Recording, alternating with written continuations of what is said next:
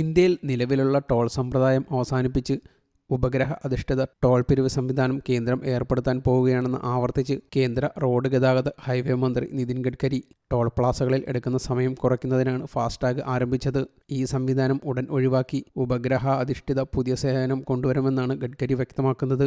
ഫാസ്ടാഗിനേക്കാളും വേഗതയുള്ളതായിരിക്കും ഈ സേവനം എന്നാണ് നിതിൻ ഗഡ്കരി അവകാശപ്പെടുന്നത്. ആളുകളുടെ ബാങ്ക് അക്കൗണ്ടിൽ നിന്ന് പണം കുറയ്ക്കുമെന്നും അവർ സഞ്ചരിക്കുന്ന ദൂരത്തിന് അനുസൃതമായി തുക ഈടാക്കുമെന്നും ഗഡ്കരി വാർത്താ ഏജൻസിയായ ANA പറഞ്ഞു. എന്നാൽ എപ്പോൾ ലോഞ്ച് ചെയ്യും എന്നതിനെക്കുറിച്ചുള്ള വിവരങ്ങൾ ഇതുവരെ പുറത്തുവിട്ടിട്ടില്ല.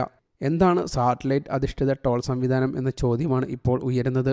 അതായത് ഈ നടപടിയിലൂടെ എല്ലാ ഫിസിക്കൽ ടോളുകളും നീക്കം ചെയ്യാൻ സർക്കാർ ആഗ്രഹിക്കുന്നു. അതുവഴി ആളുകൾക്ക് സ്റ്റോപ്പില്ലാത്ത എക്സ്പ്രസ് വേയിൽ മികച്ച അനുഭവം ലഭിക്കും. ഇതിനായി നിലവിലുള്ള ഇലക്ട്രോണിക് ടോൾ പിരിവ് സംവിധാനത്തിന് പകരമായി ഗ്ലോബൽ നാവിഗേഷൻ സാറ്റലൈറ്റ് സിസ്റ്റം അടിസ്ഥാനമാക്കിയുള്ള ടോളിംഗ് സംവിധാനം സർക്കാർ ഉപയോഗിക്കും. ടോൾ സ്വയമേവ ശേഖരിക്കുന്ന ഫാസ്ടാഗുകളിലാണ് നിലവിലെ സിസ്റ്റം പ്രവർത്തിക്കുന്നത്. എന്നാൽ GNSS അടിസ്ഥാനമാക്കിയുള്ള ടോളിംഗ് സിസ്റ്റത്തിൽ വെർച്വൽ ടോളുകൾ ഉണ്ടായിരിക്കും. ഇതിനായി വെർച്വൽ ഗാൻട്രികൾ സ്ഥാപിക്കും. അത് GNSS പ്രവർത്തനക്ഷമമാക്കി വാഹനങ്ങളുമായി ബന്ധിപ്പിക്കുകയും ടോൾ ടാക്സ് കുറയ്ക്കുകയും ചെയ്യും. ഈ വെർച്വൽ ടോളുകളിലൂടെ ഒരു കാർ കടന്നു പോകുമ്പോൾ ഉപയോക്താവിന്റെ അക്കൗണ്ടിൽ നിന്ന് പണം കുറയ്ക്കും. ഇന്ത്യക്ക് സ്വന്തമായി നാവിഗേഷൻ സംവിധാനങ്ങളുണ്ട്. ഗഗൻ, നാവിക് എന്നിവ. അവരുടെ സഹായത്തോടെ വാഹനങ്ങൾ ട്രാക്ക് ചെയ്യുന്നത് എളുപ്പമാകും. കൂടാതെ ഉപയോക്താക്കളുടെ ഡേറ്റയും സുരക്ഷിതമായി തുടരും.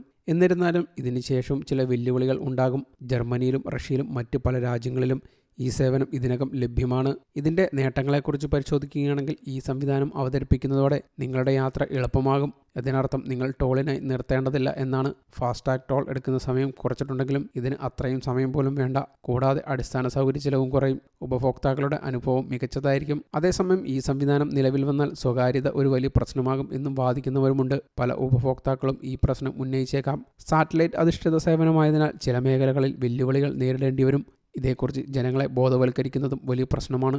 അതേസമയം ഇതാദ്യമായല്ല ഗഡ്കരി ഇത്തരമൊരു സംവിധാനം ചർച്ച ചെയ്യുന്നത്. 2020 ഡിസംബറിൽ 2 വർഷത്തിനുള്ളിൽ GPS അടിസ്ഥാനമാക്കിയുള്ള ടോളിംഗ് സംവിധാനം നടപ്പിലാക്കാനുള്ള പദ്ധതികൾ അദ്ദേഹം വിശദീകരിച്ചിരുന്നു. കാലതാമസം നേരിട്ടെങ്കിലും തുടർന്നുള്ള വർഷങ്ങളിൽ നിർദ്ദേശം വീണ്ടും ഉയർന്നു വന്നു. News desk, you talk.